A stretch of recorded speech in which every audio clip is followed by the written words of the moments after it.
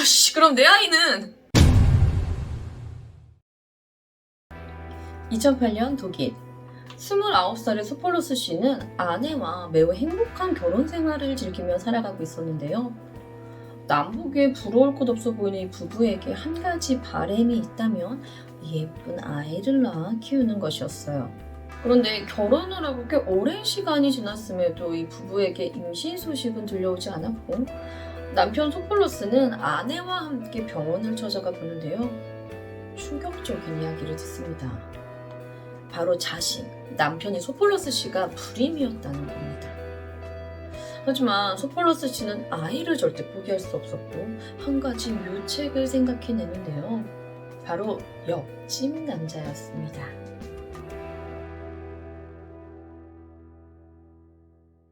네, 이번 이야기는 2009년 독일에서 실제로 일어난 이야기인데 이게 소송까지 갔었던 이야기예요. 그런데 얘기의 내용이 당사자들에겐 조금 수치스러웠을 수도 있고 또 이게 굉장히 민감한 부분이었어서였는지 이 사건과 관련된 이 사람들이나 정확한 지역들에 대한 자료가 전혀 없어서 사실 조금 미뤄뒀었던 얘기였거든요. 근데 이 사건의 얘기가 굉장히 흥미진진해요. 그래서 꼭 한번 소개해드리고 싶은데 자료가 없어서 아쉬웠던 만큼 좀 이번 이야기는 대체 자료들로 구성해서 이 이야기를 가지고 와봤는데요. 과연 어떤 사건이었는지 이야기 시작하도록 하겠습니다. 때는 2008년 10월경 독일에 거주하고 있던 29살의 남성 드미트리우스 소폴러스는 사랑하는 아내와 하루하루 행복하게 살아가고 있던 평범한 남성이었는데요. 둘만의 생활도 너무나도 행복하지만 우리 가족의 아이가 함께한다면 더없이 행복한 가족이 될 거라고 생각했어요. 이런 아이에 대한 간절함은 아내 역시도 마찬가지였죠.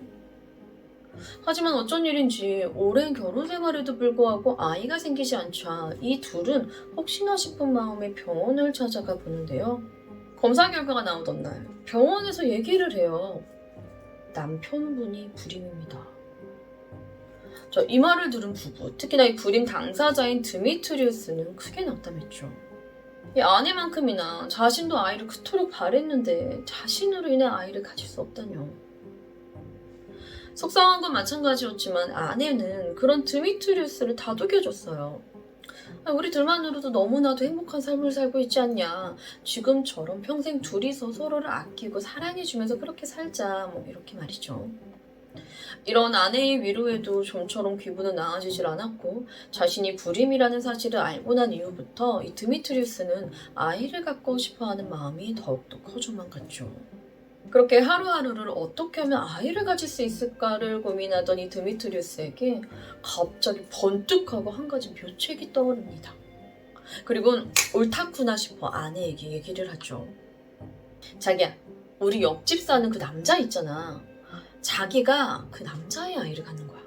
그렇게 자기가 아이를 낳으면 그 아이가 우리 아이가 되는 거지. 이게 대체 무슨 소리죠? 당연히 말도 안 되는 얘기에 아내는 굳고 거절을 했지만 나름 너무나도 괜찮은 계획이라 생각했던 이 드미트리우스는 몇 날 며칠을 쫓아다니며 아내를 설득했고 결국 아내가 이 제안을 수락하게 됩니다. 사실 이 말도 안 되는 얘기를 수락을 했든 뭘 했든 어쨌든 이건 이 부부의 일이니까 둘 사이에서 무슨 일이 벌어지든 둘이 알아서 하면 되는 건데 문제는 이 말도 안 되는 제안을 옆집에서 허락해 주느냐가 문제인 거잖아요. 드미트리우스는 옆집에 살고 있던 34살의 남성 프랭크 마우스에게 제안을 해요. 사실 내가 불임이라서 그러는데 당신이 좀 우리 와이프와 관계를 해서 임신을 좀 시켜줬으면 좋겠다. 부담 갖지 마요. 아이를 낳으면 아버지는 당연히 나로 온전히 우리 아이로 키울 거니까. 이 말에 옆집 남자 프랭크는 거절하지 않고 잠시 고민을 하더니 얘기를 하죠. 일단 어렵겠지만 우리 와이프를 좀 설득해볼게. 옆집 남자 프랭크는 자신의 아내를 어떻게 설득시킨지는 모르겠지만 선뜻 이 드미트리우스를 대신한 대리부의 역할을 맡기로 했고 드미트리우스는 대리부의 대가로 2,000유로, 그러니까 하나로 약 300만 원 안 되는 정도의 금액을 프랭크에게 줘요.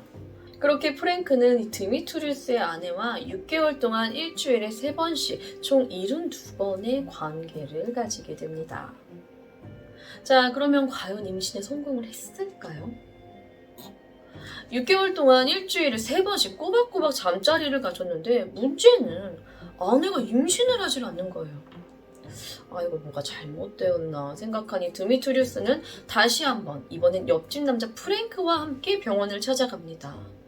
그리고 병원에서 얘기하죠. 이 남성분이 불임입니다. 그럼 내 아이는 검사 결과를 듣고 화가 나니 드미트리우스가 이제 프랭크의 멱살을 잡고 야, 너 뭐야 너 이거 어떻게 된 일이냐면 이제 막 따지기 시작하는데 잠시 벙쪘던 프랭크가 정신이 돌아와 얘기를 합니다. 야, 나봐 야, 그럼 우리 집에 있는 자식들은 누구 새끼인 거야? 자, 이번 이야기는 독일의 대리부였는데요.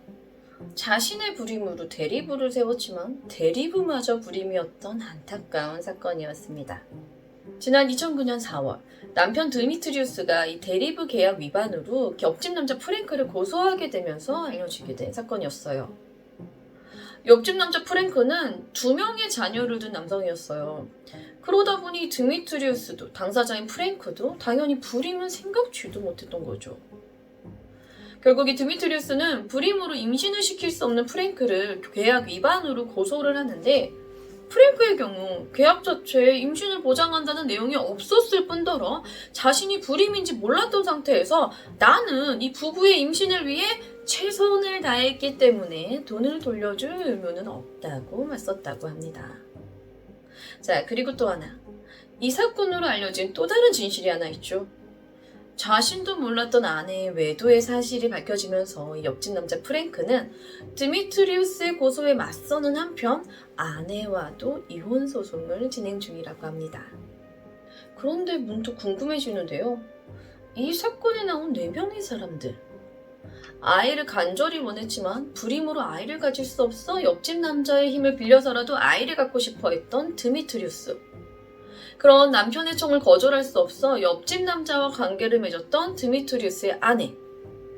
소폴러스 부부의 간청으로 도와주고자 일을 나섰다가 자신이 불임이었다는 사실과 함께 아내의 외도 사실까지 알게 된 옆집 남자 프랭크. 그리고 이 옆집 사람들 일 때문에 완전 범죄였던 자신의 외도가 들통나버리며 이혼 소송에 휘말린 프랭크의 아내. 이 4명 중 가장 큰 피해자는 과연 누구인 걸까요? 2009년 어떻게든 아이를 갖고 싶어 했던 독일의 소폴러스 부부는 남편이 불임이었다는 사실을 알게 되자 옆집 남자의 아이를 갖기로 계획하는데요. 알고 보니 옆집 남자 역시 불임이었고 옆집 남자의 아이들이 아내의 외도로 인해 생긴 자식이었다는 독일의 막장 임신소송 대리부에 관한 이야기는 여기까지입니다. 저는 뉴스패치의 유스였습니다. 감사합니다.